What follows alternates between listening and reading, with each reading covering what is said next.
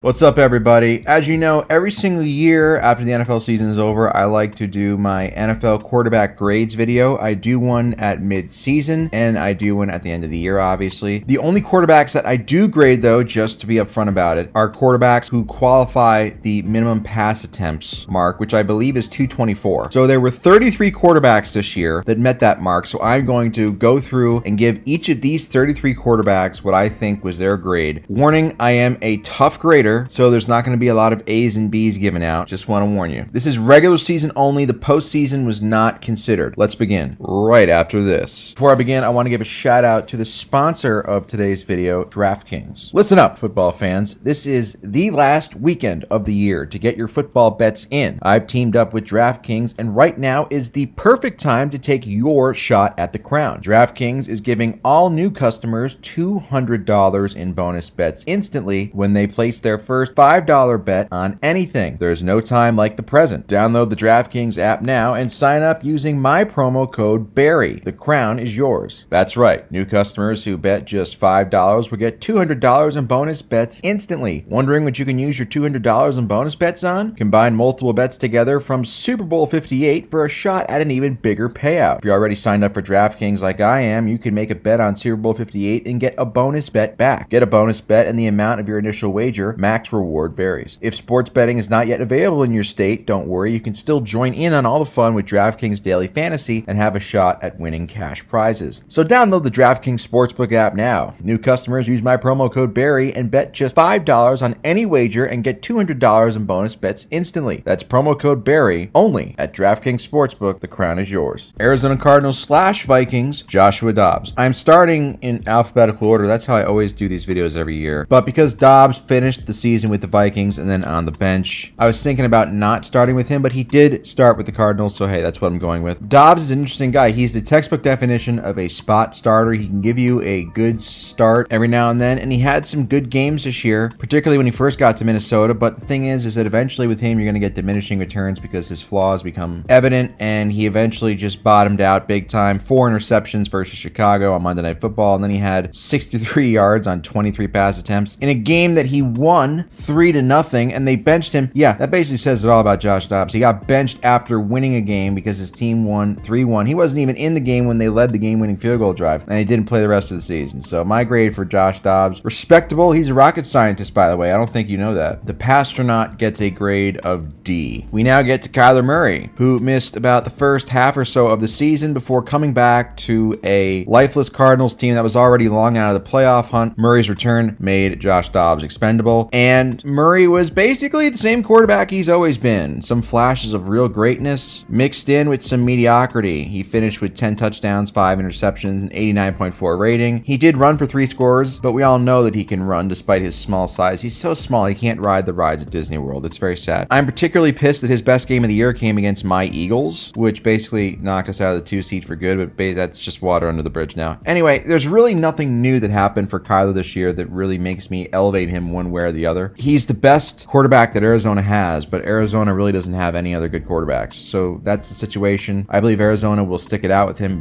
being a former first overall pick. But just for this season and the 8 games he started, I'd say it was basically just more of the same. I'd give him a C-. Atlanta Falcons, Desmond Ridder. Oh boy. Of course, I can make a DoorDash joke about how he was a DoorDash commercial guy, and then he went on to get benched for Taylor Heineke, and then Heineke gets hurt, so Ridder comes back in. He's one of those guys you just can't get rid of. He missed some games. He came in as a sub for some games. He was benched. He had just a crazy season. All in all, he finished with under 3,000 passing yards, as many touchdowns as interceptions. The big issue with him, though, is he lost 7 fumbles. Now, lost fumbles to me personally, when I'm looking at quarterbacks, that's the most overlooked stat ever, because we all just focus on touchdown passes and interceptions and rushing touchdowns. Lost fumbles are just as bad as an interception. You're literally turning the ball over. There might be a little bit more luck involved with it, but it's still a turnover, and to lose 7 of them, particularly on the goal line as many times as he did, this guy, he has some nice traits, a strong arm, and he does have some good performances, as you would expect for somebody who started 15 games, but overall, this guy's a bum. I give him a grade of D. Baltimore Ravens, Lamar Jackson. We get to the probable MVP, Lamar's second MVP, if you didn't know, over the last 5 years, and I feel like for a guy who's going to have 2 MVP awards, people are just kind of bleh on Lamar outside of Baltimore. There's still questions about his passing ability. I think for a guy who is going to win MVP, this would be objectively one of the weaker MVP seasons we've seen, despite the fact that the Ravens went 13-3, despite the fact that Lamar had 24 touchdowns, 7 interceptions, and of course ran for over 800 yards. My thing is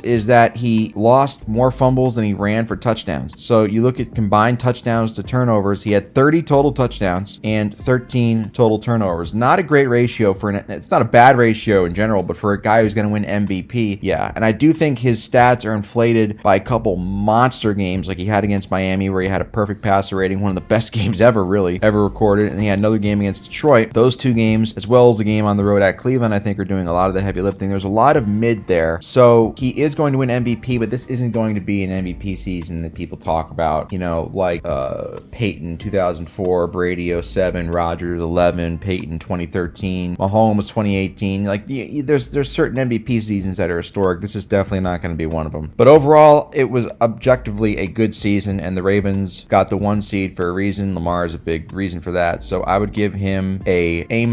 Josh Allen, everybody's favorite human polar bear. It was one of the weirdest seasons for Josh Allen that I can recall. He's just a guy, he's somebody you got to live with. People say he's the new age Brett Favre on the field, not talking about welfare shit. Looking at his numbers, 67% completion, which is great, 4,300 yards, 29 touchdowns, 18 interceptions, which is a lot. He had 15 rushing touchdowns, which is okay for him, but when Jalen Hurts does it, it's a problem. Anyway, he lost 4 fumbles. So you're talking about a guy who had 22 turnovers, but at the same time, he combined for 44 touchdowns, and the Bills went 11-6. They ended the season on a 5-game winning streak after starting 6-6, and we all know how it ended in the playoffs again, but this is strictly just a regular season video. Allen's just one of those guys that statistically he might not be the most consistent guy just because he's turnover prone, but I swear to God, every time just watching this dude play, it seems like I've never seen him ad-lib and get out and scramble. It doesn't matter if a defense spies him, he always ends up getting like 15-20 yards. I don't know why the Bills just don't do that on 90% of their plays, because it always fucking works. Just let Josh Allen run the ball and scramble, and they can't stop.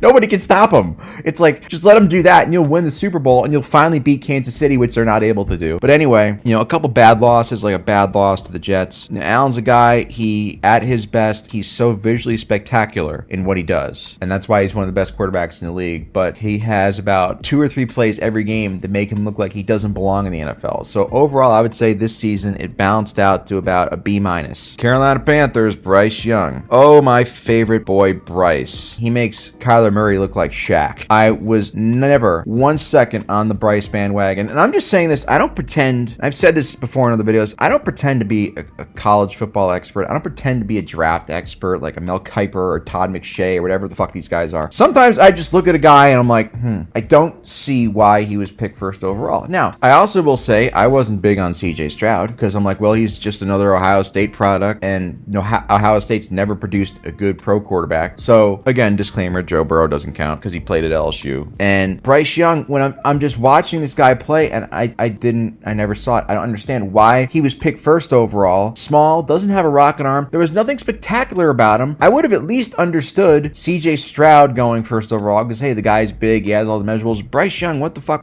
And his rookie season, he had one of the worst rookie seasons ever. And the thing is now is people are going to say, well, he had no help and he had no support, blah, blah, blah. If you go back to the beginning of the season, there were so many articles talking about how he had a great supporting cast, a great foundation because Frank Reich was there. And now that's all turned around. Reich got fired. Rest in peace to the Third Reich. I would say he started 16 games. He went 2-14. He averaged under 5.5 yards per attempt. He got sacked 62 times, 11 touchdowns, just 10 interceptions. He lost 6 fumbles. So he had 11 total touchdowns to 16 turnovers. And that's not even including all the drive-ending sacks. I'm not saying that he was in a great situation, okay? But he literally showed next to nothing to me that would warrant me giving him another chance, despite the fact that I know the Cardinals don't, I'm sorry, not the Cardinals, but the Panthers don't have a high draft pick this year. I would still see if I could find a new quarterback because Bryce Young, he's not it. He's not the guy, dude. So my grade for Bryce Young is an F. Chicago Bears, Justin Fields. This was somewhat of a make or break year for Fields. It was his 3rd year in the league, and he did have a little stretch there earlier in the year where he had back-to-back 4 touchdown games, and oh my god, maybe he's finally figuring it out. And then he got hurt, and then he missed 3 games, and then Tyson Bagent came in and played relatively well, and Fields came back and again had a couple decent games, but overall it was pretty much more of the same from what we've seen. The highlight reel is great. He's an unbelievable scrambler. Still takes too many sacks. Not particularly accurate. He finished with 2,500 yards, 16 touchdowns, 9 interceptions. He ran for 4 scores. He lost 4 fumbles. So a 20 touchdown to 13 turnover ratio in a make or break year isn't really that great. And he still struggles in fourth quarter comeback situations. If I were the Bears, and I've been saying this literally for like over 12 months now, if I were the Bears, I would go on after Caleb Williams. I haven't watched a single second of Drake May film, but Drake May feels like the Trubisky of this class, where it's like Caleb Williams is the obvious most talented one. You go for that guy. Don't try and trick yourself into thinking anybody else. The Bears, if they can get Caleb Williams, I think they would be on the right path. You know, I just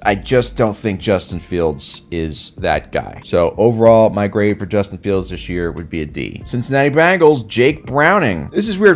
I had known about Jake Browning peripherally before he got his shot this year when Joe Burrow went down. I knew him because he had like these historically dominant. He threw for like 100 touchdowns in a high school season. I don't know. You can Google it. He threw like 60 or 70 touchdowns his senior year of high school. He goes to Washington. 2016, he has this unbelievable year. He throws 40 touchdowns. He's a 4-year starter at Washington. That was the only year, his sophomore year, where he threw 43 touchdowns, I think. That was the only year in 4 years where he threw over 20. And that was a big reason why John Ross ended up getting drafted by Cincinnati that year. Ended up becoming one of the biggest draft busts ever. Got drafted before Mahomes, by the way. But anyway, so Joe Burrow gets hurt. He like tore his wrist vagina or whatever. And so Browning came in, and I thought for the most part, certainly exceeded expectations. I was like, Browning's going to be another scrub. He's going to be like another Ryan Finley. There's not going to be much here. He even ran for 3 scores sneakily. He completed over 70% of his passes, 12 touchdowns, 7 interceptions, a 98.4 rating. He actually had better numbers than Burrow did, although to be fair, Burrow was dealing with injuries all season. But I'd be lying if I said I didn't see some noticeable drop-off. I know that there was a moment there where they were on a 3-game win streak, and then he completely bombed versus Pittsburgh and Kansas City, which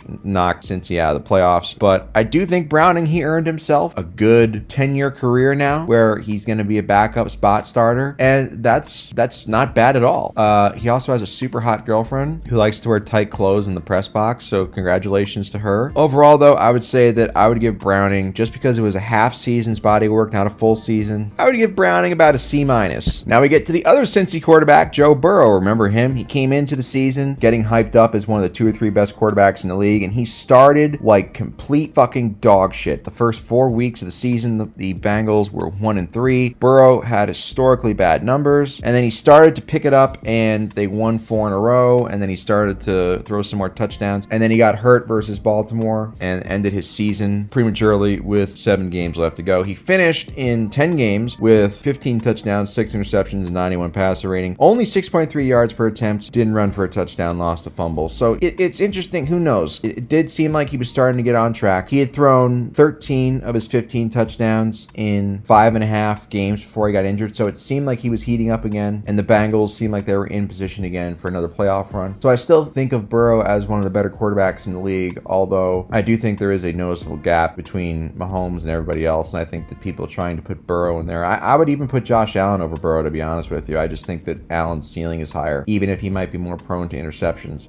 But yeah, I would say I would give Burrow, I'm going to give Burrow the same grade I gave Browning, C-. It would have been better, but the first 4 weeks that he had were just so unbelievably terrible.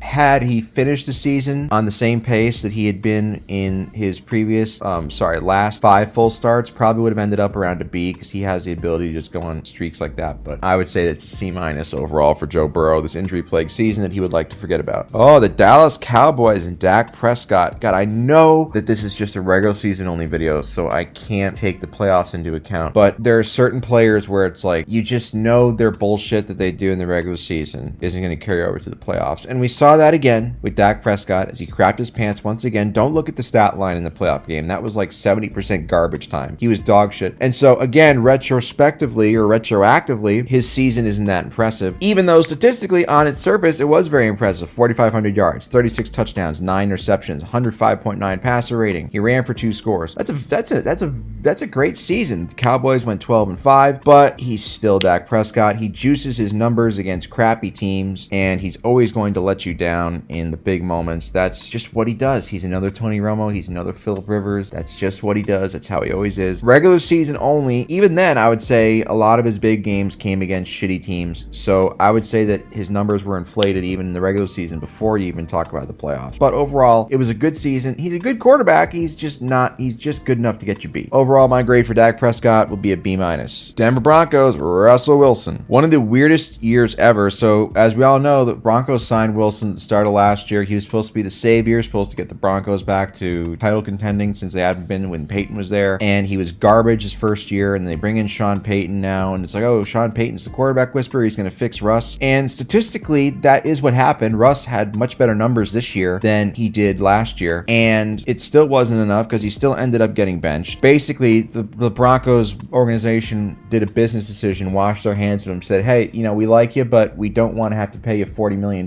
if you get hurt, so we're going to bench you for the last 2 games of the season. And at this point, even his season, this isn't the same Russ that we saw in Seattle when he never won an MVP, never got an MVP vote, but at least he always would have like these super hot streaks where you'd be like, damn, he might win MVP this year, and then he would fall off. Really not a lot of that. He started 15 games, went 7-8, 26 touchdowns, 8 interceptions is pretty good. A 98 passer rating, very good. Still takes a lot of sacks. That's just who he is. He ran for 3 scores. He lost 5 fumbles. So I think this year showed that Russ, he's not a scrub. He might not be as bad as what he showed in 2022, but the Russell Wilson that we saw from his Seattle days where he's consistently putting up historic numbers, those days are gone. So I would have to say that overall, he gets a grade of C-. Detroit Lions, Jared Goff. I admit when I came into this season, I thought the Lions were going to fall flat on their face because for the first time really ever, they had legitimate preseason expectations, and they're the Detroit Lions. So I figured, well, they're just going to fail like they always do, and I thought Goff was going to regress from his impressive 2022 season. Instead, they just continued trucking on, and Goff threw for nearly 4,600 yards, started all 17 games, 30 touchdowns, 12 interceptions, a 98 passer rating. He ran for 2 scores, lost 4 fumbles. The Lions went 12-5, and again, doesn't include the postseason, but they're now in the NFC Championship game for the first time since 1991. I will say though, Goff still, I don't know why, but it's like until I actually see him do it, until I actually see him go to the Super Bowl and perform well in the Super Bowl, I'm always going to have my reservations about him being the guy, because there are still some performances throughout the season where he has these random stinkers where he looks like a fucking complete shit quarterback, and you say to yourself, oh, there he is. There's the Jared Goff that I know. But overall, regular season wise, I would say he was one of the best quarterbacks in the league this year. He does have a lot of support with the ground game and Amon-Ra St. Brown and Sam Laporta-Potty, but overall, he has been very, very impressive, so I would give him a grade of B. Jordan Love, Green Bay. This is one of the weirder ones to grade because here's a guy, he's treated like a rookie, but he's really in his 4th year, and his first couple games, he had great numbers, and then he had a really, really shitty stretch where he was throwing a bunch of interceptions, and then he righted the ship and was on a heater for the last 8 weeks of the season when he threw just 1 interception. He finished the year 9-8, 4,100 yards, 32 touchdown passes, 11 interceptions. He also ran for 4 scores, lost 3 fumbles. So it does seem like Green Bay does have another quarterback of the future. Now, it still is to be determined how his ceiling is. This is usually what happens with Green Bay quarterbacks. With Favre and Rodgers, people said, oh, are they good? Particularly with Rodgers. Oh, are they good? Are they going to live up to the hype? And then they do, and then they win a Super Bowl early in their career, and then they spend the rest of their time with that Super Bowl ring, just one, singular, and then a bunch of playoff disappointments. So if you're a Packers fan, I would be, if Jordan Love really is the next Favre and Rodgers, you should be happy because you have a Super Bowl in your near future, but just one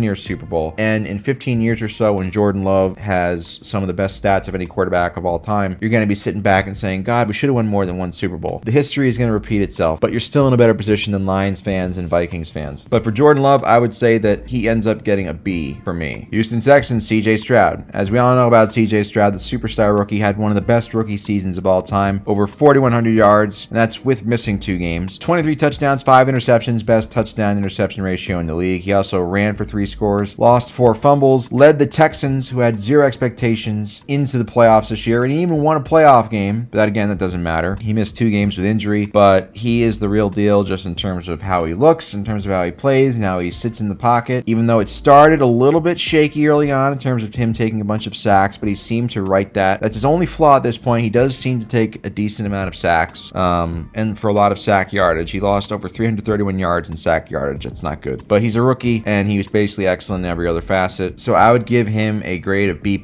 Moving forward, though, now you came in, you had no expectations. Everyone was surprised by the fact that you were good. Now we know you're good. Now you have expectations on you, and now the expectation is going to be every year for you and the Texans to be in the playoffs. So now the real test begins. I know that sounds dumb, but that's true for CJ Stroud. Stroud. Like I said, grade B+, one of the best rookie seasons ever statistically. But now we're going to see how good he really is in the next couple years. Now the teams have film on him, and the fact that he now has expectations, and the team, Texans, have expectations. Eventually, losing in the divisional round won't be good enough for the amount of praise he gets. Jacksonville Jaguars, Trevor Lawrence. We are in year 3 with Trevor Lawrence, and it seems like it's the same song and dance every time. We all gave him a pass, or at least most did, for his rookie season with Urban Meyer when he was dog shit. Last year, he started off terrible, and then he went on a heater at the end of the year and got the Jags in playoffs, and he won that huge comeback playoff game, and all the hype that he had coming into the NFL was back in full swing. This guy's one of the most elite quarterbacks in the league, blah, blah, blah, and he showed it. And this year was literally a complete 180 of that, because the Jaguars started off excellent, and Lawrence continued put up good numbers, although his touchdown numbers really nothing special. He played in 16 games. He missed a game. Again, he's not a bad quarterback per se, but for as hyped up as he was, he's not as good as the hype. CJ Stroud in one season is already better than Lawrence has ever been, and that's a division rival. Just looking at it though, 21 touchdowns, 14 interceptions, not a great ratio, an 88.5 rating, not great. He does know how to scramble. He ran for 4 touchdowns, but again, he lost 7 fumbles. That's not great. He also lost each of his last 5 starts in a role reversal from last year this season to finish with an 8-8 record, which meant the Jaguars were on the outside looking in for the postseason. All the physical tools seem to be there. I like watching him play. Like, he doesn't play like a bitch. He does throw the ball downfield and stuff, so I enjoy watching him play, but there's just something missing. I don't know what it is. It seems like we keep waiting for him to have the leap to one of those, 35 touchdown seasons, and it hasn't happened yet. He's still young, still could happen, but we're all still waiting for the prince that was promised, as he's known in some circles. So for this year, I would give him a C grade. Indianapolis Colts, Gardner Minshew. This was supposed to be Big Tony Richardson's rookie season. This is supposed to be the year Tony Richardson took the Colts franchise and made it his own. Unfortunately, he got hurt and missed the vast majority of the season. So Gardner Minshew, who came in with a reputation as one of the better backups in the league, which he was, really did about as what you'd expect for a backup quality quarterback or a low-end starter quarterback quality. He had the Colts literally one throw away from making it to the postseason.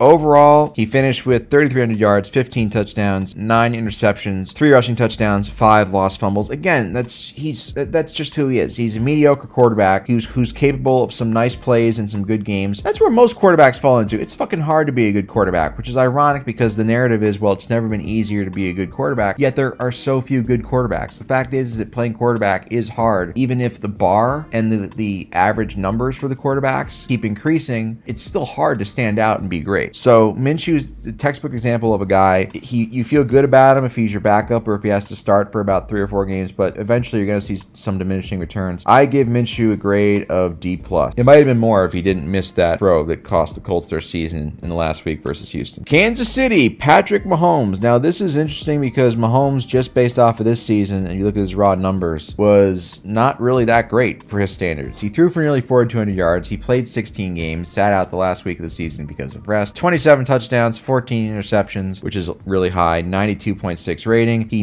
didn't run for a touchdown. He lost 3 fumbles. Now there was, of course, the whole controversy about his receivers dropping passes and lining up off sides and costing him and affecting his numbers, and that's true. And he went just 10-6. But the fact is that, and again, I'm just leaving this regular season only. But again, we all know in a vacuum, Mahomes is still the best, even though his receivers might have messed up his numbers, and even though he might have had some bad games, he still is Mahomes. But just looking at his numbers, he didn't throw more than 2 touchdowns in any of his last 9 starts. So that to me is interesting. I would say just based on the regular season alone, I would give Mahomes a grade of C. Wasn't overly impressive, but so far in the playoffs, he's making up for it as we would expect. Los Angeles Chargers, Justin Herbert. Herbert is basically similar to Lawrence without all the pre-draft hype. Herbert was basically a guy, he's a tool guy. He's like a Josh Allen, whereas Lawrence was hyped up as the next great thing. Herbert came into the league a year before Lawrence, and he had this amazing rookie year, and he got better his second year, and everyone said this guy's going to be,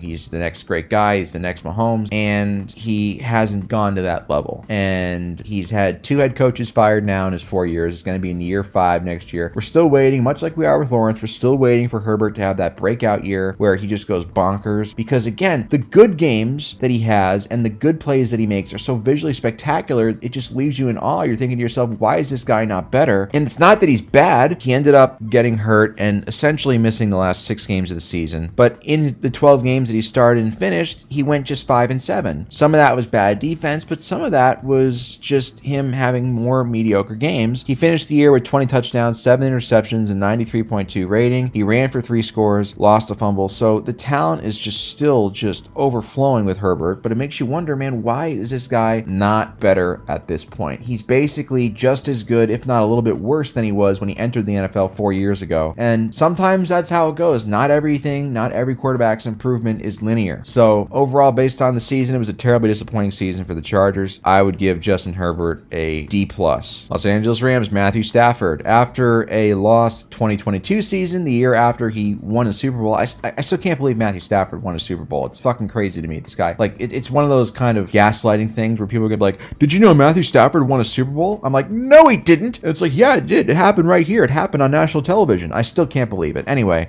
Stafford, he was a little bit shaky to start the beginning of the year, and the Rams got off to a pretty bad start, and then he missed a game versus Green Bay where the Rams got blown out, had them sitting at 3-6, and then he went really on a heater to end the year and got the Rams into the postseason. He ended up throwing for just under 4,000 yards, 24 touchdowns, 11 interceptions, 92.5 rating. He didn't lose any fumbles. He didn't lose any fumbles, he didn't have any fumbles on the season, which is pretty rare for a quarterback who drops back to pass. Overall, it was a typical Stafford season. Good, not great. He did do pretty well in the playoff loss versus Detroit, but again, I'm not taking that into account. This is a regular season only video. Got to keep reminding myself of that. But I would say it was typical Stafford. He has these stretches where you look at and because his arm strength and arm talent and his no-look throws and his off-platform throws, he still has all that talent and all that shit, and he looks amazing.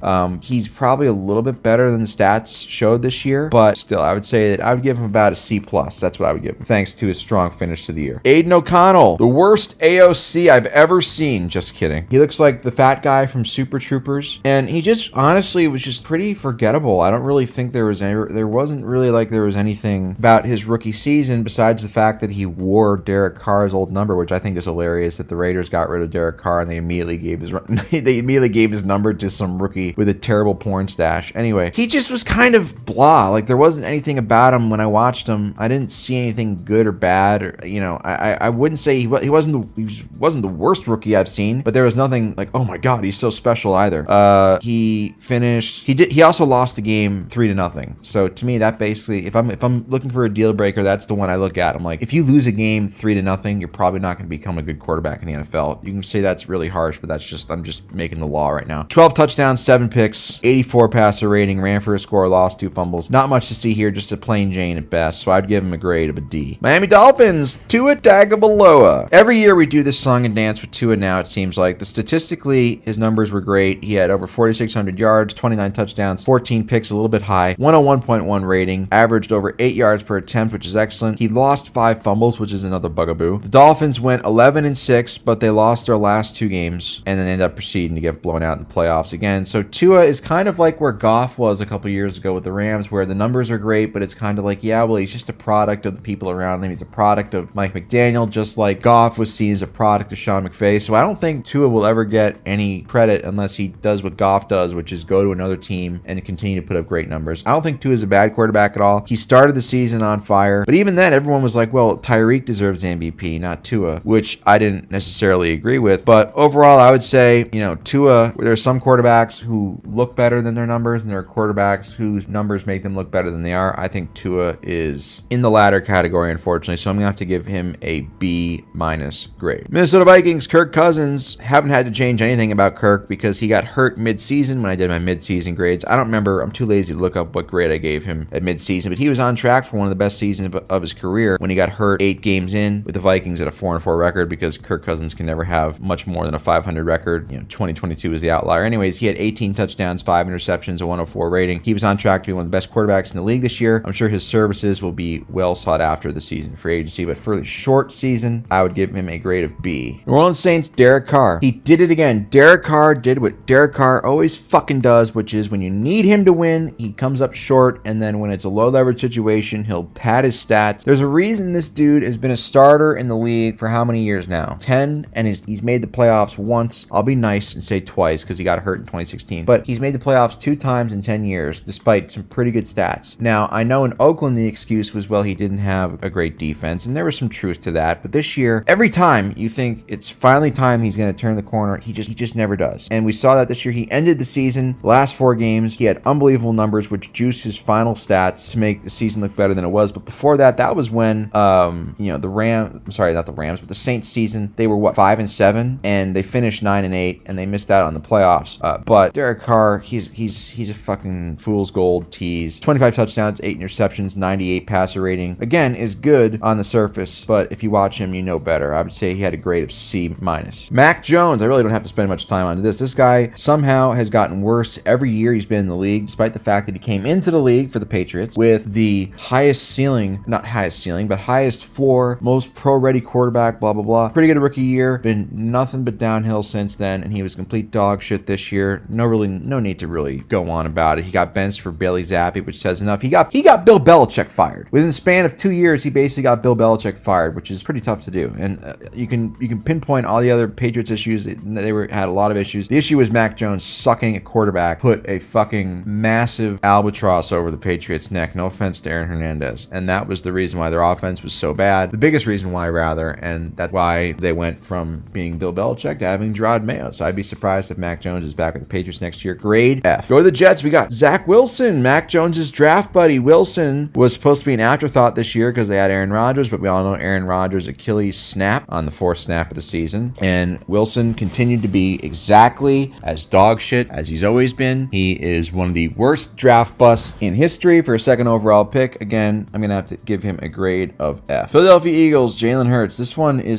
one's tough for me because I know Jalen Hurts, for whatever reason, gets like so much irrational hatred. He still does. People are like, oh, if he talked more, people would say he's arrogant, but Jalen Hurts doesn't really say anything. People say, oh, he's fucking weird, blah, blah, blah. And people, like, the emotional breakdowns and the bitching and complaining about him scoring on quarterback sneaks and the tush push, it's just nauseating. Here's the deal, okay? Maybe Jalen Hurts is not an elite quarterback. Maybe he's not. He has his flaws, but he still had 38 touchdowns this year. 38, man. Like, there's this notion that Jalen Hurts sucks. And it's kind of like, oh, Jalen Hurts is fucking terrible, blah, blah, blah. I'm like, the guy had 38 total touchdowns this year. I'm not saying that he's elite, maybe, okay? But Jalen Hurts is not a bad quarterback, and I will stand by that. Now, obviously, the Eagles meltdown during the last 6 weeks of the season, we went from being 10-1 to finish to 11-6. You know, it wasn't all on Jalen, but the Eagles' defense was the biggest issue this year, not Jalen Hurts. I'll tell you that. And I say that as an Eagles fan. I put the Eagles first. If Jalen Hurts was terrible, I would have no issue saying he was terrible. For fuck's sake, when he first came into the league, his first couple years, I wasn't a big fan of his. But I still think he is the right guy for the job at this point in time for the Eagles as an Eagles fan. I just think they got to shore up the defense and get a better coordinator. Thank God they got rid of Brian Johnson. I don't know how the fuck Matt Patricia got another job in Philadelphia. I mean, that's just impossible. But anyway, you know, the narratives that Jalen Hurts sucks are just so fucking dumb, and it's so annoying. It's like, Jesus, no, he does not suck. He's a good player, and that's why I'm going to have to give him a grade of C+. Pittsburgh Steelers, Kenny Pickett, the other Pennsylvania NFL team, has legitimate quarterback issues, not the Eagles. Kenny Pickett, Kenny Kittmittens, whatever you want to call him, first round pick from a couple years ago, just does not throw touchdown passes. He threw 6 touchdown passes this year in 12 starts. He just doesn't throw touchdowns, but he does have an annoying knack of what Brady did, which is he plays like shit for 3 quarters, then all of a sudden in the 4th quarter, after his defense has kept him in the game, he'll have one really impressive drive and get the game-winning drive, and they'll get the win, which is why the Steelers continue to win somehow 10 games every year and get into the playoffs where they get blown out in the first game of the playoffs they play. Pickett, it's obviously he's not the guy. Mason Rudolph came in. We all joke about Mason Rudolph, you know, getting killed by Myles Garrett and all. Mason Rudolph looked about 1,000 times better than Kenny Pickett did. So I know Pickett is slated as the starter for next season, but that's basically just by draft status because he was a first-round pick, and the team is going to try and get their return on investment from him as much as they can, see if he finally improves. But I mean, there's not a lot here for Kenny Pickett. He's a game manager at best thus far. I give his 2023 season a grade of D-. Seattle Seahawks, Geno Smith, good old Geno, after having one of the greatest out-of-nowhere seasons ever last year when he threw 30 touchdowns. He regressed a bit this year, but was still much better than his previous form prior to 2022. He ended up throwing for 3,600 yards, 20 touchdowns, 9 picks, 92 passer rating, ran for a score, lost 3 fumbles, missed a couple games, still started 15, where the Seahawks went 8-7. His highlight reel, Geno Smith's highlight reel is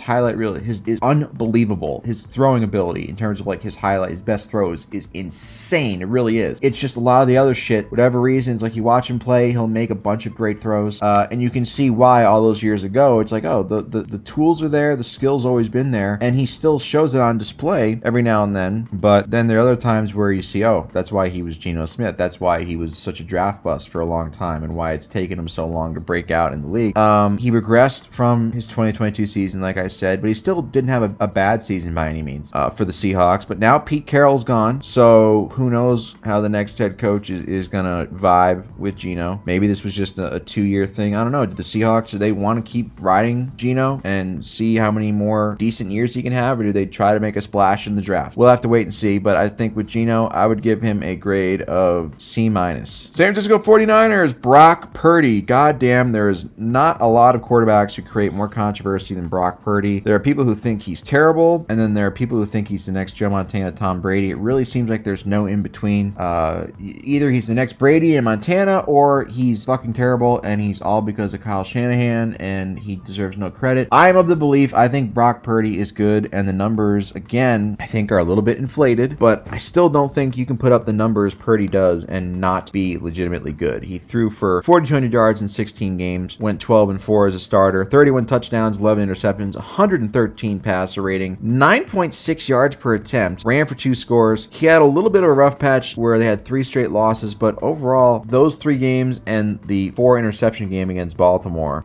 those were 4 games out of 16. Other than that, he was basically perfect. It's insane. So again, I think he's kind of like, I don't think he's as good as his numbers, but I do think he is a good quarterback. I think that he gets the ball out on time. He does what he needs to do. I'm not one of those guys. I'm just gonna say this. If he ends up becoming the next Brady in terms of like just bullshitting into wins, okay, I do not want to be on the wrong side of history. I do not want to be rooting against this guy for the next 20 years because I already did that once and it fucking stunk. So I think Brock Purdy is good. I don't know if I don't think he's as good as his numbers say, because his numbers, raw numbers, say he's the best quarterback of all time. I don't think he's the best quarterback of all time. Do think he is pretty good though, and I'd have to give his season a grade of A-. Tampa Bay Buccaneers, Baker Mayfield. I talked about this in prior videos with Baker. It was a weird journey with me and Baker. I was on the bandwagon for him for like the first 4 years, really first 5 years, and had up and down years. Great rookie year, bad sophomore year, great third year, bad fourth season. Last year, even going into Carolina, when he was with Carolina, I was like, I still believe in Baker, and then he had another bad year, and then he gets traded to the Rams, and then he gets traded to the Buccaneers, or he signs with the Buccaneers after Brady leaves, and I'm thinking to myself, all right, I'm finally off the Baker bandwagon. But I was one of the last people that was pounding the table for Baker, like, no, this guy still is good. I still believe in this dude. And I got off of that bandwagon before the start of this season, and I never should have done it because Baker bounced back with maybe the best season of his career. Over 4,000 yards, 28 touchdowns, 10 interceptions, a 94.6 passer rating, a rushing touchdown. He won a playoff game, which again isn't supposed to factor into these numbers, but he ended the season great. Still, overall, in the grand scheme of things, it wasn't a dominant season by any means, but it was definitely, I would say, borderline top 10-ish compared to the other seasons. And honestly, you know, I like Baker. I like how he plays. I like how he plays. He doesn't play like a bitch. I think he's a good actor. I think he's funny. So I like Baker Mayfield. Not in a sexual way because I'm not gay, but I like Baker Mayfield. I like watching him play. I think the league is better with Baker in there. So I would have to give him overall for the fact that he also, again, and also Tampa Bay, they lost the Holy Spirit, Tom Brady. There's no way they can win a single game this year. They went on. They had a better record. They won the division. Baker had better numbers than Brady. So that was also good for my system quarterback agenda, which is hilarious. Anyway, so overall though, everything considered, I'd give Baker a grade of C, which by my standards is pretty good. Tennessee Titans, Ryan Tannehill. Yeah, Tannehill. It's, again, I always joked about, he was in Miami for 7 years, and I never could tell if he was good or bad. I'm like, is this guy good or bad? Is he good, but the team is just so bad around him, or is the Dolphins mediocre and bad because Tannehill sucks? I could never tell. Then he goes to Tennessee, and his first 2 years there puts up like historically dominant numbers. I'm like, holy shit, maybe Tannehill was like this all-time great QB just hiding in plain sight. We didn't see him. Maybe the Dolphins really were that bad. And then he just kind of regressed back to his normal levels. And so it seemed like those two Linsanity years, 2019 and 2020 with Tannehill, were just that, Linsanity. Those were flukes. And if this was the last year of Tannehill's career, it would certainly be a good time to leave because he was fucking dog shit. 4 touchdowns, 7 interceptions on a terrible Titans team. Mike Vrabel's fired. Who knows what the future holds in store for Tannehill, but I doubt that he's going to be a quarterback in the NFL for much longer, whether voluntarily or involuntarily. His teammate, Will Levis, replaced him, and his first start was amazing against Atlanta. 4 touchdowns, 130.5 passer rating. Levis did show some promise. Wasn't terrible rookie season by any means, but obviously for a guy who was coming out of Kentucky, was seen as like a massive project because his college stats weren't great. wasn't the worst, wasn't the best. He ended up completing under 59% of his passes, which isn't great. He ended up with 8 touchdowns and 4 interceptions. He did lose 4 fumbles. So basically what we expected. The highlights are really good. A lot of lowlights, but again, playing rookie quarterback in the NFL isn't easy, but it is saying a lot that he was better than the number 1 overall pick, Bryce Young, pretty substantially too. So I think that I'd be stunned if the Titans don't give him the reins moving forward. They should, if not, just so I can see his hot girlfriend more. Overall, I would say he gets a grade of a D. And finally, we end with Fat Baker Mayfield. The good news is that he started every single game. The bad news is, well, pretty much everything else. He started 17 games. He still couldn't break 4,000 yards passing. He threw 21 touchdown passes, but he matched that with 21 interceptions. The real bugaboo, 65 sacks taken. Ending drives, just terrible stuff. And also the fact that the Redskins, oops, I said a bad word, that the Commanders went 4-13. It's obvious Howell is not the quarterback of the future, although he did have some good games sprinkled in there. He's not the guy. Overall, I give Howell a grade of D-.